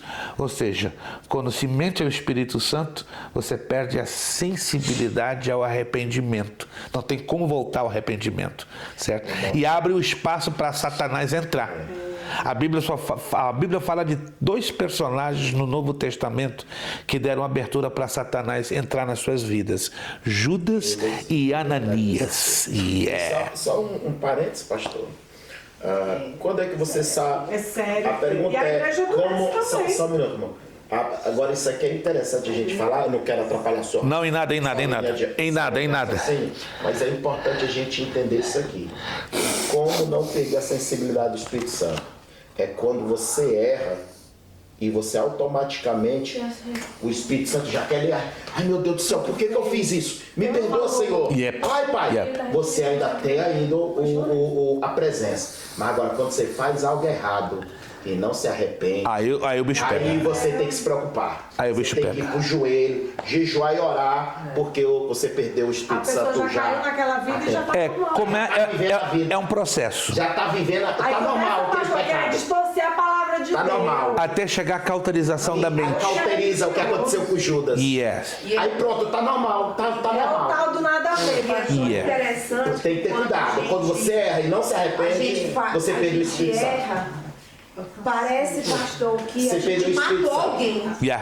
É algo assim tão é um arrependimento. Tem muito pesa. Todo crente tem que ter o termômetro da sensibilidade. E essa é a questão. Se o Espírito Santo não te incomodou do pecado, é preocupante. Você se desviou já, está desviado. É preocupante. Conclua, eu pedi só uma... Não, tá ótimo.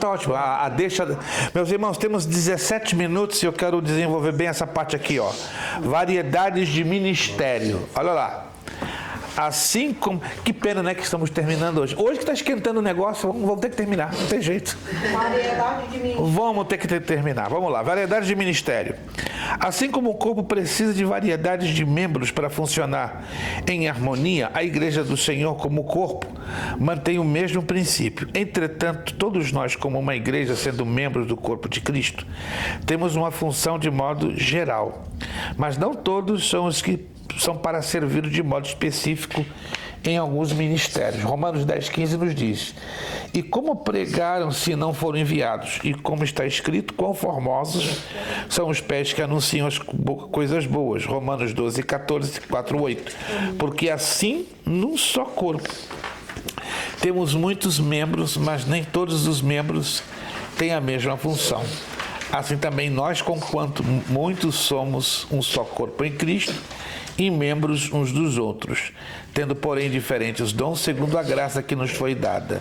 Se profecia, seja a proporção da fé. Se é desafiar a outros a confessar a verdade de Deus e chamá-los à ação. Se ministério, dediquemos ao ministério, servir aos outros e satisfazer suas necessidades. Ou que ensina, esmorre-se, ou seja, esmere-se, que esmere-se, não é esmorre-se, esmere-se no fazendo, quer dizer, expor a verdade de maneira que os outros possam compreendê-la e aplicá-la. Ou que exorta, faça com dedicação, significa encorajar, fortalecer e inspirar os outros a serem o melhor que puderem ser. Ou que contribui com liberdade, quer dizer, generosamente repartir o que tem recebido de Deus. Ou que preside com diligência, isto é, governa e supervisiona outros de maneira que o grupo consiga ir adiante. Quem exerce misericórdia com alegria significa ser apático, alegrar-se com os outros e compadecer-se dos que sofrem. Aqui foi um erro gráfico, mas vamos ler nas nossas Bíblias, Efésios 4, 8, 11. Mas eu posso fazer só uma perguntazinha? Por favor. Essa aqui de membros, né, da mesma função.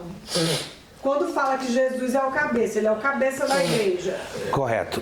E nós somos membros, né? Certo. Uma árvore, fala que um é a vara, o outro.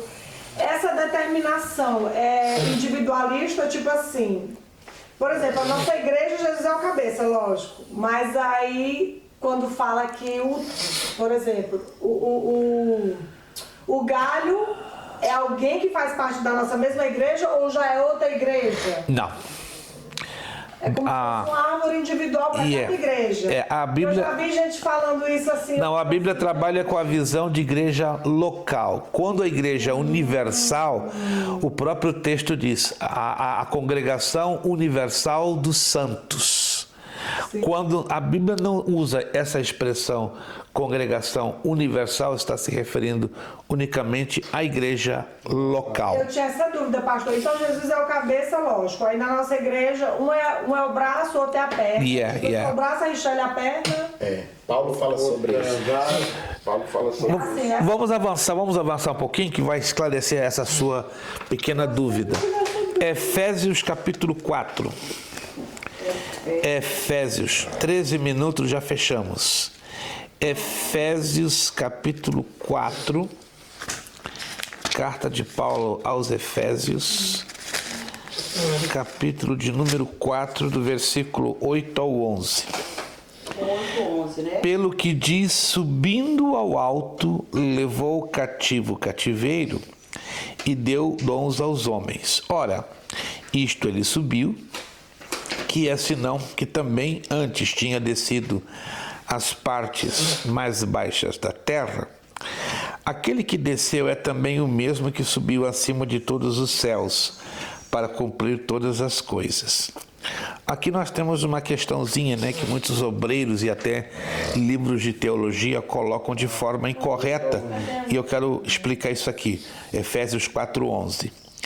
E ele mesmo deu uns para apóstolos, e outros para profetas, e outros para evangelistas, e outros para pastores e doutores. Versículo 12. Mestres, né? Querendo o aperfeiçoamento dos santos para a obra do ministério, para a edificação no corpo de Cristo, até que todos cheguemos à unidade da fé, ao conhecimento do Filho de Deus, a varão perfeito, à medida da estatura completa de Cristo. O tempo não me permite avançar. A Bíblia fala que existem 28 dons espirituais, dos quais 9 são catalogados como as manifestações do Espírito. Há um pequeno problema porque algumas denominações como a Assembleia de Deus, Deus e Amor, algumas denominações pentecostais só levam em consideração as 9 manifestações do Espírito, esquecendo-se que existem os dons ministeriais. Aqui Paulo está se referindo à lista dos dons ministeriais. Como é que eu sei? E agora nós estamos entrando no campo dos dons. Segura aí Efésios 4:11 e vamos a 1 de Coríntios 12. Só para você entender isso aqui um pouquinho. Primeira carta aos Coríntios, capítulo 12, versículos 4, 5, 6 e 7. Aqui você vai ver a lista das categorias dos dons espirituais. Primeira carta aos Coríntios 12:4. E há diversidade de dons, mas o Espírito é o mesmo. E há diversidade de ministérios, mas o Senhor é o mesmo. E há diversidade de operações, mas é o mesmo Deus que opera tudo em todos. Versículo 7. Mas a manifestação do Espírito é dada a cada um para o que for útil. Vamos rapidamente, eu até vou depois passar para o pastor, eu tenho um gráfico que eu não quis incluir aqui para não sobrecarregar, mas eu vou mandar um gráfico separado para os irmãos. Eu até talvez eu compartilhei isso com os alunos da escola teológica em algum momento lá atrás. O versículo 4 fala de uma categoria dos dons espirituais, que é um dom ministerial, que é os dons do Espírito, porque diz, e a diversidade de dons, mas o Espírito é o mesmo. Quantos são esses dons? Só para os irmãos terem uma rápida ideia, né? Que eu não tenho tempo para entrar nos detalhes. Está lá em Romanos capítulo 12, versículo de 4 a 6. Porque assim como em um corpo temos muitos membros, nem todos os membros têm a mesma operação. Assim que nós somos muitos, somos um só corpo em Cristo, mas individualmente somos membros uns dos outros. Aí vem a lista, né? De modo que tendo diferentes dons segundo a graça que nos é dada. Se é profecia, seja ela segundo a medida da fé. Se é ministério, seja ministrar. Se é ensinar, haja dedicação ao ensino. Ou que exorta, use esse dom em exortar. O que reparte, faça-o com liberalidade. O que preside, com cuidado. O que exercita a misericórdia com alegria. Então aqui são 8 dons do Espírito, ou seja, o Espírito Santo administra 8 dons no ângulo ministerial. Aí vem o versículo 5 de 1 de Coríntios 12. E há diversidade de ministérios, mas o Senhor é o mesmo. Quais são esses ministérios? Que aqui são os ministérios do Senhor Jesus. É o Senhor Jesus que distribui esses ministérios. Efésios 4:11. E Ele mesmo deu uns para apóstolos, e outros para profetas, e outros para evangelistas, e outros para pastores e doutores. Preste atenção aqui em Efésios 4:11. A palavra para que faz o diferencial. Para apóstolos, para profetas, para evangelistas, para pastores e doutores. Ensinam que são 5, mas na verdade são 4.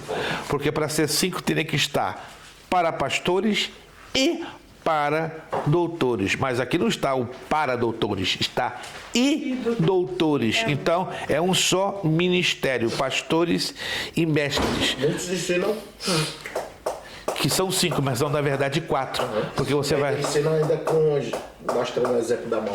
Só o problema é que não foram no texto grego, né? Que no texto grego entra a palavra estin. E estin quer dizer e, conjunção de ligação. E não alus, que é para, conjunção adversativa. Ok, depois no versículo 6 de 1 de Coríntios. E a diversidade de operações, mas é o mesmo Deus que opera em todos. Aqui é o Espírito Santo que administra uma quantidade de dons, que são 7. E onde estão esses 7 dons? 1 de Coríntios 12, 28.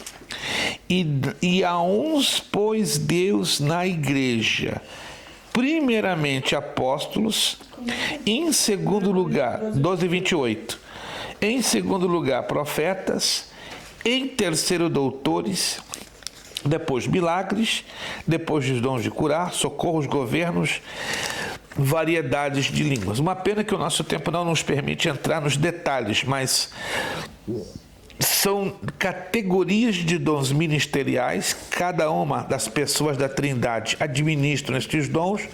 Aí vem 12:28. Isso, 12:28. E esses são os dons do Pai, operações de Deus Pai. Então, Deus Pai governa esses dons que estão em 1 de Coríntios 12:28.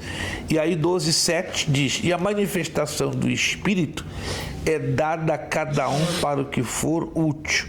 Aí entra do versículo 8 ao versículo 10 a lista das manifestações do Espírito. O senhor está onde, pastor? 12:8, 1 de Coríntios. Dada a palavra...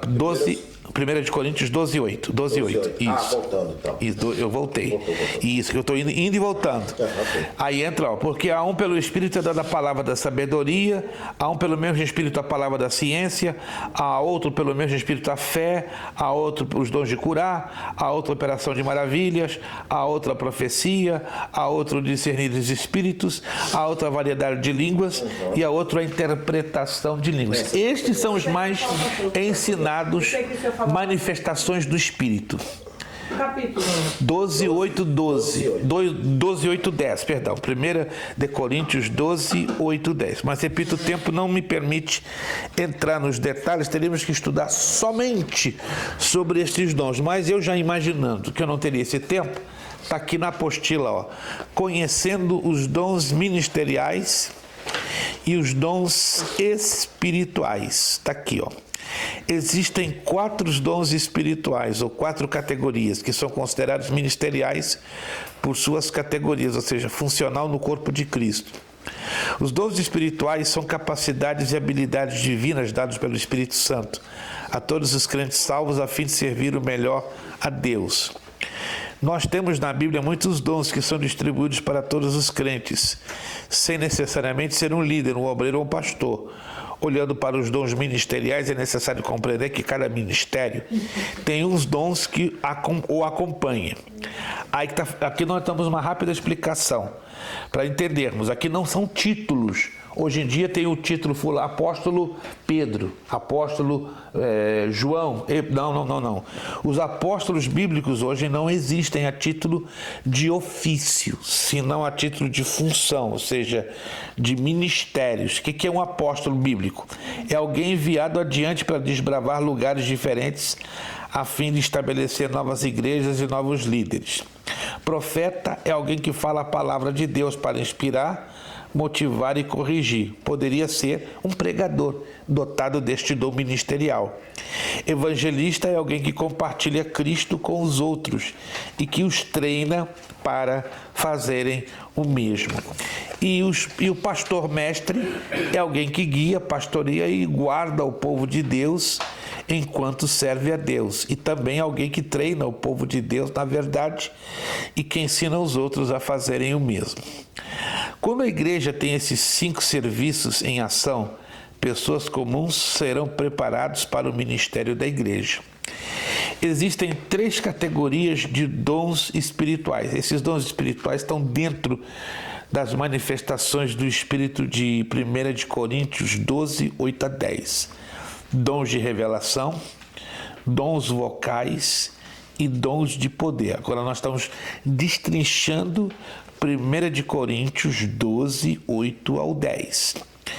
Vamos lá, dons de revelação. Os dons de revelação dividem-se nomeadamente em palavra de sabedoria, palavra de conhecimento, discernimento de espírito. Esses são os dons de revelações. Dons vocais também são chamados de verbais. Dons vocais, elas também subdividem-se em profecia, variedade de línguas e interpretação de línguas. O mais bonito de tudo isso, que se quiser anotar, o capítulo 14 da primeira carta aos Coríntios é o único capítulo do Novo Testamento que funciona como um manual do bom funcionamento dos dons verbais ou vocais, ou seja, como é que eu sei que o dom de profecia está ali operando? Você estuda o capítulo 14, 1 de Coríntios, que tem 40 versículos. Tem muita regra, hein, pastor? Dentro dos 40 versículos você vai descobrir como funciona a profecia, a variedade de línguas e a interpretação de línguas. Depois vem os dons de poder, fé, dons de curar e operação de maravilhas, milagres. Eu vou terminar porque já faltam 40 segundos para 9h40, tá? Eu não tenho como avançar. Aqui fala dos tipos de fé. Eu entro bem pouquinho. Mas deixa só eu dar uma palhinha com respeito ao dom de profecia, que é muito confundido nos dias de hoje. Deus usa uma pessoa, ela começa a falar em línguas, traz uma mensagem. Isso é dom de profecia? À luz da Bíblia? Não. Não é dom de profecia. É o dom de palavra de ciência, ou palavra de conhecimento, porque a pessoa está revelando ou o passado, ou o presente, ou o futuro. Não conhece nada da minha vida. Então, se ela não sabe nada da minha vida, então ela está recebendo o quê? Um conhecimento sobrenatural da parte de Deus para revelar a vida dela, ou o passado, ou o presente, ou o futuro. Mas peraí, mas a pessoa estava falando em línguas e de repente começou a trazer uma mensagem. Aí entra conjugado o dom de línguas. Peraí, então, os dons, as manifestações do Espírito não trabalham sozinhas, não trabalham de forma isolada, trabalham em combinação com outros dons? Sim, senhor. Aonde eu vejo isso na Bíblia? Primeira carta de Pedro, capítulo 4, versículo 10. Primeira carta de Pedro, capítulo 4, versículo 10. Isso é maravilhoso e pouca gente entende isso. Primeira carta de Pedro 4:10. Quem pode ler, por favor? 4:10. Já vamos terminar. 1 de Pedro 4:10. Alguém achou, por favor, pode ler? 1 de Pedro 4:10. 4:10. Vou ler. Por favor.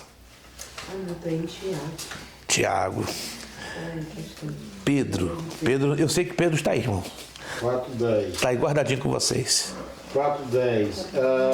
Instrui os cristãos. Não é. 1 de Pedro 4:10 não. Eu tá bem na segunda, né? O irmão está na segunda. 4:10. Vou ler. Por favor. Tá certo. Serve uns aos outros, cada um conforme o dom que recebeu, como bons despenseiros da multiforme graça de Deus. Muito obrigado, irmã Rachel. Cada um administre aos outros o dom como recebeu, como bons dispenseiros. O que é dispenseiro? É uma pessoa que distribui, não é? Que espalha.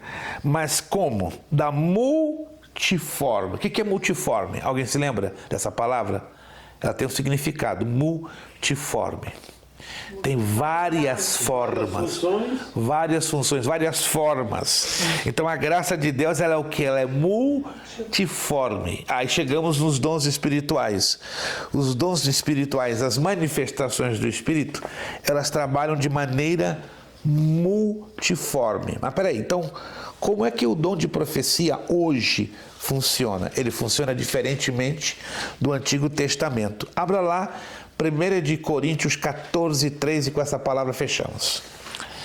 1 de Coríntios 14:3.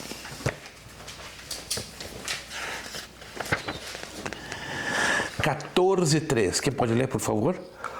Mas o que profetiza fala aos homens para edificação, exortação e consolação. Anote, o dom de profecia nos dias de hoje tem que ter esses 3 ingredientes: edifica, exorta e consola. Exorta e consola. O dom de profecia pode ser usado junto com a palavra de conhecimento, que é trazer a revelação do passado, do presente e do futuro. Mas se é genuinamente um dom de profecia em combinação, tem que apresentar uma palavra que edifica, me acompanham, que consola e que exorta, ainda que mostrando o futuro, ou o passado ou o presente. Aí é a combinação do dom de profecia com o dom de palavra de conhecimento. Leiam o capítulo 14, interessante, vai nos ensinar a saber como o dom de profecia funciona, as regrinhas, como funciona o dom de variedade de línguas. 1 de Coríntios, capítulo 14, todo o capítulo 14, tem 40 versículos. Sugiro que vocês, claro, com a orientação do vosso pastor, trabalhem com esse pequeno material, que ele foi feito exatamente para ser trabalhado dessa maneira, né? Aí vocês vão continuar lendo sobre os ministérios falsos, como evitar erros na área do ministério. Toda chamada de vida se caracteriza por alguns aspectos importantíssimos. Mas por que como dar só uma pincelada no Ministério Falso. Eu vou gastar 40 minutos. Não tem como. Nossa! 40 minutos. Só a pincelada é 40 minutos. Para eu desenvolver isso, eu precisaria de 2 horas. Pastor, Que lê, né? 1 Coríntios 14, no verso 14. Não. Todo o capítulo 14, 1 de Coríntios, todo. Ele tem 40 versículos. Mas não vai ler agora não. Não, agora não. Você vai ler em casa. Tá? Em casa. Ok. Ó, na página 14 vocês vão estudar, ó, as qualificações naturais e espirituais de um obreiro. O obreiro é sua vida pessoal. Na página 15, o obreiro e as suas atividades. Na página 16, as atribuições do obreiro, as características básicas para o obreiro. Na página 17, o obreiro como líder, características básicas, perfil social. A página 18, o obreiro e a ética ministerial.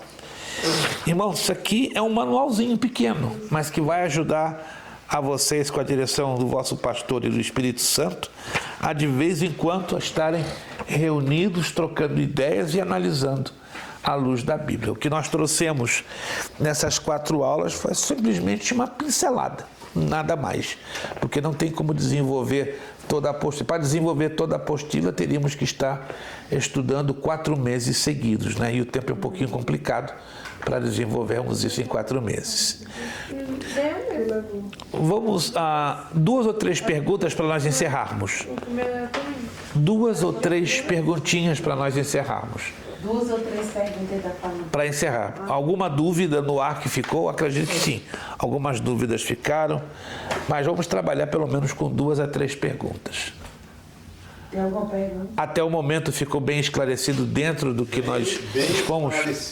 Ok. Não, perfeito. Não havendo perguntas, então damos por encerrado, né? Depois, relembrando, o pastor John vai passar o link das 2 aulas, né, que tivemos lá para trás, no mês passado. Eu só posso apresentar essas 2 aulas quando eu chegar em casa, porque só tenho no outro laptop o software para fazer o processamento do vídeo. O que eu tenho aqui não tem esse software. Então, na segunda-feira de tarde, o pastor John já vai ter o link com os vídeos processados e ele vai distribuir para vocês, para querendo assistirem estas 2 aulas, né? Hoje tivemos a ausência da irmã Lidiane, correto? Ela mandou mensagem, tá bem, não. Eu imaginei uma coisa. O irmão Joab já era esperado, né? Por causa da chegada da criança. Já nasceu. Estão bem. Todas as duas. Que lindo, que lindo. Foi normal. Glória a Deus. Que lindo. Glória a Deus. Que lindo, que lindo. Ela mandou agora. Que lindo. Foi normal. Tanto que ela queria que fosse normal. Que lindo. Graças a Deus. Deus é fiel. Graças a Deus. Deus é fiel. Vamos colocar de pé, meus irmãos. Agradecer ao Senhor por esses 2 dias que estivemos aqui e pela vitória do nosso irmão Joab. Que hora, hein? Agora. Que lindo, graças a Deus. Tá feliz. Eu que acho que eu mandado perguntando para ele. Que lindo, graças a Deus. Vamos orar ao Senhor, nosso Deus, agradecendo a Ele. Vamos agradecer ao Senhor.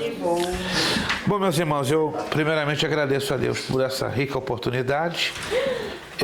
Amanhã teremos a nossa aula da Escola Teológica, né? Contamos com a presença do irmão Antônio, da irmã Michele. Pastor, e a aula que eu perdi ontem? A que eu perdi ontem. Vai recuperar com o vídeo. Eu vou processar o vídeo só na segunda. Ele já vai estar prontinho, aí eu mando o link que ele distribui para o irmão acompanhar pelo canal do YouTube. Primeiro eu preciso analisar, porque a falta. Eu já me justifiquei. Mas esse é o seu pastor. Justifique com ele. Vou analisar. Exatamente. Ele que bate o martelo. Tá certo. Pastor, faça o certificado dele ou não faça? O senhor que decide. Aí eu não posso nem opinar. Essa aí é uma coisa muito sua, né? O pastor já havia avisado que vai haver distribuição de certificados, né? No mês de novembro, né? Eu acredito que em função do aniversário da igreja, os certificados vão estar aí, né? Para fazer o combo, né? O 2 ou 3 em 1. Agradeço a Deus por cada um de vocês e agradeço ao pastor pela oportunidade que nos foi dada. Estejam orando por nós, né? Mês que vem nós estaremos aqui de novo, né? Também chegaremos na quarta-feira, porque na 13 e 14, que é quarta e quinta, teremos a nossa aula da Escola Teológica, para não ficar o vazio, né? Por causa do aniversário da igreja, que vai acontecer dia 15 e 16. Então estejamos orando para que essa semana de novembro seja de muita bênção para a igreja Believe Jesus Church, né? Eu já hoje compartilhei.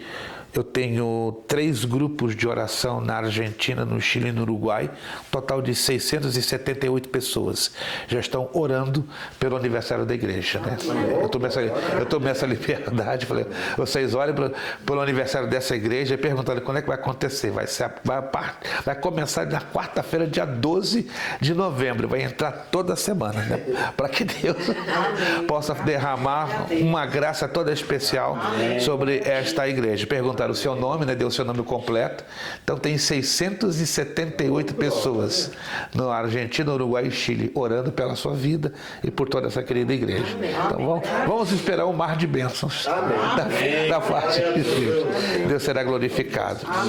Senhor Deus e Pai, te agradecemos por este precioso momento que tivemos juntos nesses 2 dias. O tempo realmente é muito rápido, é muito impiedoso, mas temos que nos submeter a estar debaixo da autoridade do tempo, porque é um inimigo que tem que ser vencido a cada momento. Por isso te agradecemos que com o tempo ainda bem apertadinho pudemos ter um bom profeito. Continua conosco, abençoando, ó Deus, as atividades da igreja Believe Jesus Church. Amanhã a aula da nossa escola teológica, domingo o culto da manhã. Que o teu Espírito Santo esteja marcando as nossas vidas nesses dias que aqui estamos para glorificar o teu nome. Louvamos a ti e agradecidos pela vida do nosso irmão Joabe, da sua esposa Andréia, por mais um filho que tu tens permitido trazer ao seio desta querida família. Obrigado, porque foi tudo em paz, em segurança, sadios, mãe e filha. Muito obrigado pelo teu cuidado junto desta família. Que teu nome continue sendo glorificado na vida do pastor John, missionária Lorena, de todos os irmãos e famílias desta querida igreja que está batalhando para fazer o correto e agradar o teu coração. Obrigado pela vida e saúde que tu me deste. Obrigado porque tu tens guardado a minha família ali em Orlando, na Flórida. Obrigado. Sê conosco e a nossa oração, agradecidos no bendito nome de Jesus Cristo. Amém. Amém. Amém. Amém. Fim das nossas transmissões. Amém, Jesus. Devia ter perguntado, era aí a filhinha dela, que essa dela, nossa